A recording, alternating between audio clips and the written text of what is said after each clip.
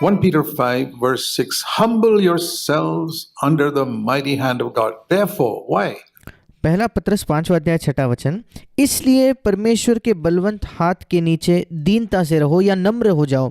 इसलिए किस वजह से? जो शब्द इसलिए लिखा है, किस वजह से? Because in the previous verse it says in the last part, clothe yourself with humility towards one another, because what is the reason?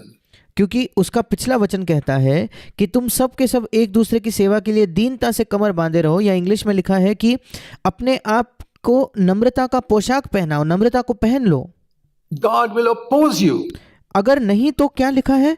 परमेश्वर आपका विरोध करेगा। if you are proud. अगर आप घमंडी हो, परमेश्वर आपका विरोध करेगा। It's terrible to have my flesh opposes me, the devil opposes me. ये बहुत ही भयानक है, क्योंकि मेरा जो शरीर है, मेरा स्वभाव है, वो मेरा विरोध करता है, शैतान मेरा विरोध करता है। There are ungodly people who oppose me. There are जो भक्तिहीन लोग हैं वो मेरा विरोध करते हैं। even Christians who oppose us. ऐसे मसीही भी होते हैं जो हमारा विरोध करते हैं। On top of all that, if God himself opposes you, इन सब से ऊपर अगर परमेश्वर खुद आपका विरोध करने लगे तो, not just the devil, God himself opposes you, केवल शैतान नहीं, अगर परमेश्वर खुद आपका विरोध करने लगे तो there's no hope for any of us. फिर हम में से किसी के लिए कोई आशा ही नहीं है। And it says here, God is opposed to the proud. और ये वचन कहता है कि परमेश्वर अभिमानियों का या घमंडियों का विरोध करता है। There's one group of people that the Bible specifically says God opposes. एक प्रकार के लोग हैं या एक प्रकार का झुंड है जिनके विषय में बाइबल विशेष तरीके से कहता है कि परमेश्वर उन लोगों का विरोध करता है। We would think he opposes the ungodly. हम ये सोचते होंगे कि परमेश्वर वो लोग जो भक्तिहीन है, जो दुष्ट है, उनका विरोध करता है। Some ungodly people are humble and broken, like the repentant adulteress whom Jesus forgave, like the repentant murderer on the cross whom Jesus forgave. पर कुछ दुष्ट या भक्तिहीन लोग जो वो नम्र होते हैं और टूटे हुए होते हैं, उस व्यभिचारिणी की तरह जिसको यीशु मसीह ने क्षमा किया, उस खूनी की तरह जिसको यीशु मसीह ने उस क्रूस पर क्षमा किया। But the proud, like the other thief on the other side of the cross, पर जो घमंडी या अभिमानी होते हैं, उस दूसरे चोर के समान जो यीशु मसीह के दूसरे क्रूस के उसके पास के दूसरे क्रूस पर लटका था, both were murderers. One was proud, the other was humble. दोनों के दोनों खूनी थे, दोनों हत्यारे थे। एक घमंडी था, एक नम्र था। That's why one went to hell, the other went to heaven. इसी वजह से एक नरक में गया, एक स्वर्ग में गया। That's the only reason. ये इकलौता कारण था। It's not because one lived a better life. ये नहीं कि एक ने दूसरे से बेहतर जीवन जिया था। It was humility that made the difference in the two thieves on the cross. नम्रता ही थी जिसने उन दो चोरों के बीच अंतर लाया क्रूस पर। It was pride that made the difference. घमंड था जिसने उन दोनों के बीच में अंतर लाया। God is opposed to the proud. परमेश्वर अभिमानियों का विरोध करता है। Whether it's a person, चाहे वो एक व्यक्ति हो, whether it's a family, चाहे whether कोई परिवार हो, it's a church, whether चाहे कोई कलीसिया हो, it's a preacher, whether it's anybody, या कोई प्रचारक हो, या कोई भी क्यों ना हो, apostle, prophet, whatever. प्रेरित हो, भविष्यद्वक्ता हो, जो भी क्यों ना हो, God is opposed to the proud, but he gives grace to the humble. When you ask परमेश्वर अभिमानियों का विरोध करता है, पर वो नम्र लोगों पर अनुग्रह करता God है। for grace, you'll get it only if you are humble. जब आप परमेश्वर से अनुग्रह मांगोगे तो आपको वो अनुग्रह केवल तभी प्राप्त होगा जब आप नम्र हो। When you ask God for the spirit of grace, the Holy Spirit is called the spirit of grace. जब आप परमेश्वर से अनुग्रह की आत्मा को मांगते हो, पवित्र आत्मा को अनुग्रह का आत्मा कहा गया है। And he's pictured in the Bible like a river of water. और बाइबल में पवित्र आत्मा का चित्रण इस प्रकार से किया गया है कि एक पानी की बहती नदी। And you know that water always flows to the lowest place first. और आप जानते हो कि पानी हमेशा सबसे गहरे, सबसे निचले स्थान पर पहले बहकर जाता है। The humblest person sitting here will be the first among us to receive God's power. हम में से जो सबसे नम्र व्यक्ति है वो पहला व्यक्ति होगा जो परमेश्वर का अनुग्रह प्राप्त करेगा। If God pours out his spirit. परमेश्वर की सामर्थ प्राप्त करेगा अगर परमेश्वर अपने आत्मा को उंडेले तो। I assure you. मैं आपको आश्वासित करता हूँ, because water always flows to the lowest place first. And क्योंकि पानी हमेशा सबसे निचले स्थान पर पहले बहता है। not about the question, you think you're humble or I think I'm humble. It's a और सवाल ये नहीं है कि आप क्या सोचते हो, आप नम्र हो या नहीं, या मैं क्या सोचता हूँ, मैं नम्र हूँ या नहीं। question of whether God sees that you are humble. सवाल ये है, क्या परमेश्वर देखता है कि आप नम्र हो क्या? You don't even have to pray for grace. फिर आपको अनुग्रह के लिए प्रार्थना भी नहीं करनी होगी। If a river is flowing, you don't have to pray that the river will come to the lowest place. It will automatically come. अगर एक नदी बह रही है, आपको प्रार्थना नहीं करनी पड़ती कि सबसे निचले स्थान पर यह नदी आ जाए, वो अपने आप से सबसे निचले स्थान पर, सबसे गहरे स्थान पर बह जाएगी। Pursue humility, dear Namrata, brothers and sisters. मेरे प्रिय भाई और बहनों, नम्रता की खोज करे। And then what will happen is, और फिर ये होगा, if you humble yourself under the mighty hand of God, अगर आप परमेश्वर के बलवंत हाथ के नीचे अपने आप को नम्र करो तो He will exalt you. Exalt you does not mean that you'll become rich. वो आपको उचित समय पर बढ़ाएगा या ऊंचा उठाएगा। अब ऊंचा उठाए जाने का मतलब ये नहीं कि आप अमीर बन जाते हो। It does not mean that you'll become a great spiritual leader. उसका ये मतलब नहीं कि आप एक महान आत्मिक अगुवे बन जाओगे। It does not mean that you'll become famous in the Christian world or in the regular world, in the rest of the world. उसका ये मतलब नहीं कि आप मसीही जगत में बड़े मशहूर हो जाओगे या संसार में मशहूर हो जाओगे। It means He will exalt you over sin. उसका मतलब है कि वो आपको पाप पर ऊंचा उठाएगा। What do you want to be exalted over? Over आप किस चीज पर ऊंचा उठाए जाना चाहते हो? people? लोगों के ऊपर? I hope not. मैं आशा करता हूं ऐसा नहीं। You want to be exalted to be a great famous Christian? क्या आप ऐसे ऊंचे उठाए जाना चाहते हो कि आप एक मशहूर महान मसीही बन जाते हो? I hope not. मैं आशा करता हूं ऐसा नहीं है। I tell you, the passion of my heart for more than 40 years has been, I want to be exalted over all sin. मैं आपको बताना चाहता हूं, मेरे हृदय की एक तीव्र इच्छा, मेरे हृदय का तीव्र उत्साह 40 वर्षों से ज्यादा ये रहा है कि मैं सारे पापों पर ऊंचा उठाया जाऊं। In my life. मेरे जीवन में जितने पाप है उस पर। And by sin, I mean anything that is unlike Jesus Christ. और जब मैं कहता हूं पाप, तो मेरा उससे मतलब है कोई भी चीज जो यीशु मसीह के जैसे नहीं है In my life, मेरे जीवन में, in my behavior, मेरे बर्ताव में, in my conversation, मेरे बातचीत में, in my attitude to people, लोगों के प्रति मेरे दृष्टिकोण, मेरे रवैये में, in my attitude to money, पैसे के प्रति मेरे रवैये में, in my service for God, परमेश्वर के प्रति मेरी जो सेवा है, सेवकाई है, उसमें anything, कोई भी चीज, anything unlike Christ, कोई भी चीज जो मसीह जैसे नहीं है, I want to be exalted over it. मैं उस पर ऊंचा उठाया जाना चाहता हूं। I hope you have understood this verse like that. मैं आशा करता हूं कि आपने भी इस वचन को इस प्रकार से समझा है। That's how I understand it. मैं उसको इस प्रकार से समझता हूं। God will exalt you at the right time. परमेश्वर आपको सही समय पर ऊंचा उठाएगा।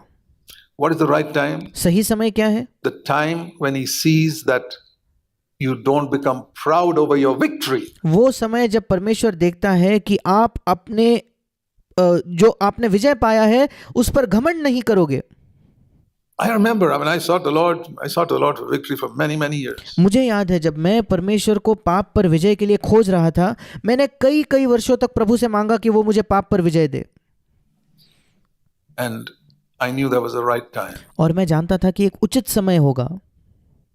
And the right time was after God had broken me and humbled me through repeated failures for a long time, so that और उचित समय वो था जब परमेश्वर मुझे तोड़ चुका था और मुझे नम्र कर चुका था, निरंतर बार पाप में असफल होने के वजह से, ताकि I would never lift up my head to think that I got victory by myself. ताकि मैं कभी अपना सिर उठाकर ये ना सोचूं कि मैंने अपने आप से विजय को प्राप्त किया है।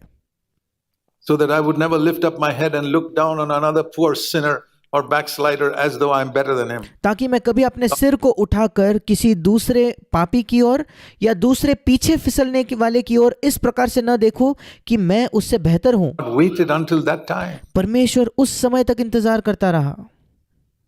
He had to wait until he was sure that I will not lift up my head and look down on a backslider. परमेश्वर को उस समय तक वो इंतजार करता रहा जब तक मैं उस स्थान पर ना आ जाऊं कि मैं अपना सिर उठाकर किसी पीछे फिसलने वाले को तुच्छ ना जानूं या अपने आप को उससे बेहतर ना समझूं। or look down on some sinner, या किसी पापी को तुच्छ ना जानो, thinking that I deserved salvation more than him. ये सोचते हुए कि उससे ज्यादा मैं उद्धार के लायक था या मैं उद्धार के हकदार ज्यादा था उससे। That is the proper time. ये एक उचित समय है। And that's why God is not able to exalt some of you, my dear brothers and sisters. I love you, and that's why I tell you the truth. इसलिए मेरे प्रिय भाई और बहनों, आप में से कुछ लोगों को प्रभु ऊंचा नहीं उठा पा रहा है। मैं आपसे प्रेम करता हूं, इसलिए मैं आपसे सत्य कह रहा हूं। God longs to give you victory, but there's a proper time. परमेश्वर की ये तीव्र लालसा है आपको विजय देना, पर उसका एक उचित समय है। Already, even though you don't have victory, some of you are already proud. अब भी जब आपके पास विजय नहीं है, उस समय भी आप में से कुछ लोग घमंडी हो That you're better than somebody here for some reason or the other. कि किसी ना किसी कारणवश आप यहाँ बैठे किसी व्यक्ति से बेहतर हो। Maybe you know the Bible better. Maybe शायद आप बाइबल को बेहतर जानते हो, you're a leader of some house group. चाहे किसी हाउस ग्रुप के आप अगुवे हो, Maybe your messages you preach a little better than somebody else. Maybe you शायद आप किसी और व्यक्ति से बेहतर प्रचार करते हो, can play a musical instrument शायद आप कोई संगीत का वाद्य जो है उसे बेहतर बजाते better हो। than others. God will oppose you till the end of your life. He'll परमेश्वर आपके जीवन के अंत तक आपका विरोध करेगा, oppose you and destroy you. वो आपका विरोध करेगा, वो आपका नाश करेगा।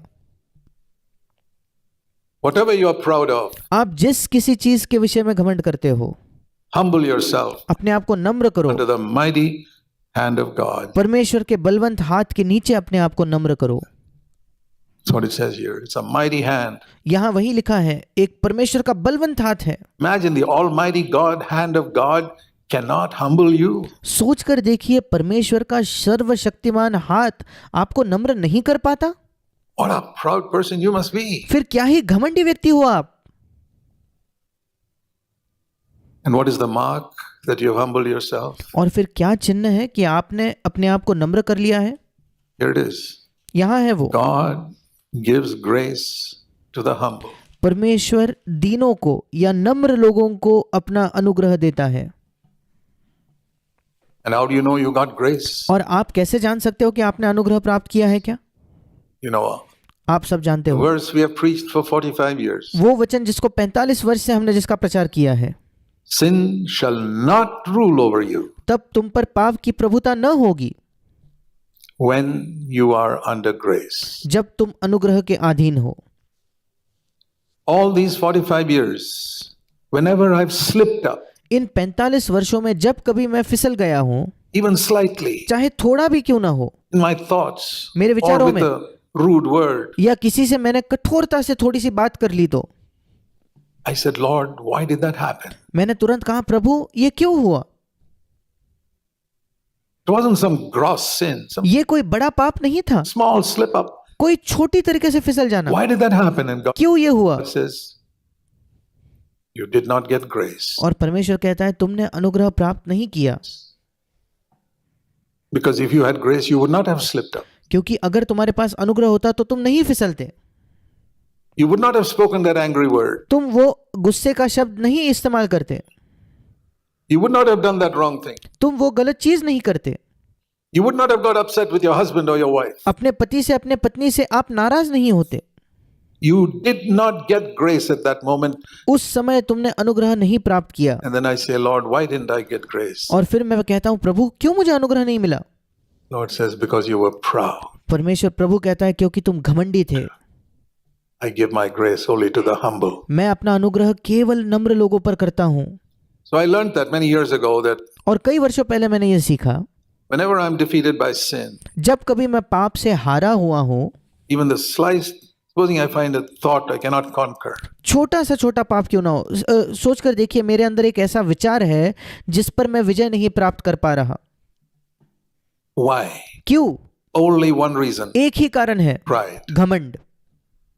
You continue to get irritated with your wife, आप अब भी अपने पत्नी से चिड़चिड़ करते हो, irritated with your husband. अपने पति से आप चिड़ करते हो। Only one reason. My brother, sister, don't say she is bad or he is bad. That is not the reason. एक ही कारण है, मेरे भाई मेरे बहन ये ना कहे कि वो बुरा है या वो बुरी है, वो कारण नहीं है।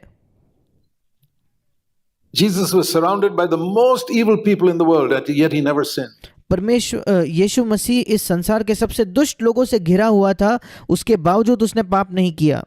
Don't say, I've got a wicked wife or a bad husband. No. ये मत कहिए कि मेरी एक दुष्ट पत्नी है या मेरा एक बुरा पति है। नहीं, You are proud आप घमंडी हो and you did not get grace. That's और आपने अनुग्रह नहीं प्राप्त किया। the only reason you got upset and irritated ये इकलौता कारण है कि आप चिड़चिड़े महसूस करने लगे और नाराज हो गए and lost your temper. और आप गुस्सा हो गए। At least remember that from today onwards. कम से कम आज से इस बात को याद रखें, So that at least you can find a solution for it by going to God and saying, Lord, tell me. ताकि कम से कम इसके आगे आपको इस बात के लिए एक हल प्राप्त हो और आप प्रभु के पास जाकर कह सको कि प्रभु तू मुझे बता, How can I get grace? And so कैसे मैं अनुग्रह प्राप्त कर सकता हूँ। whenever the Lord said to me, it's because you were proud, you didn't get grace. और फिर जब कभी मैं पाप में गिरता और मैं प्रभु से पूछता और प्रभु मुझसे बताता कि तुम्हें अनुग्रह नहीं मिला, इस वजह से तुम पाप में गिरे, And because you didn't get grace, you slipped up there. और क्योंकि तुम्हें अनुग्रह नहीं मिला इसलिए तुम पाप में फिसल गए। The next question I asked the Lord was, Lord, show me where I am proud. अगला प्रश्न जो मैं प्रभु से पूछता था वो ये था, प्रभु तू मुझे दिखा कि मैं कहाँ घमंडी था। And sometimes the Lord would show me something that happened the previous week, और कभी कभी प्रभु मुझे ऐसा कुछ दिखाता था जो पिछले हफ्ते में हुआ था, where God blessed me in some way, जहां परमेश्वर ने किसी एक तरीके से मुझे आशीष दी and I was not quick to give the glory to God. और मैं बहुत तत्पर नहीं था उस महिमा को परमेश्वर को देने के लिए। I felt a little spiritual pride. मुझे थोड़ा आत्मिक घमंड महसूस हुआ I'm ashamed of it. और मुझे उस विषय में मैं शर्मिंदा था।